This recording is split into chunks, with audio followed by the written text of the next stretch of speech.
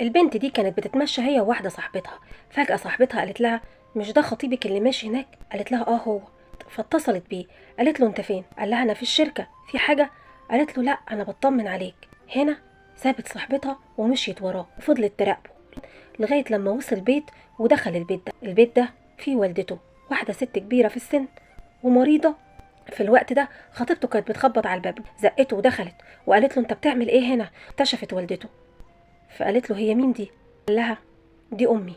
انت كنت مخبي عليا ليه؟ لاني للاسف كنت كل ما اخطب واحده وتيجي تشوف امي وحالتها الصحيه ترفض ان هي تتجوزني، لغايه لما امي قالت لي: ما تقولش يا ابني ان انا موجوده، واتجوز وعيش حياتك.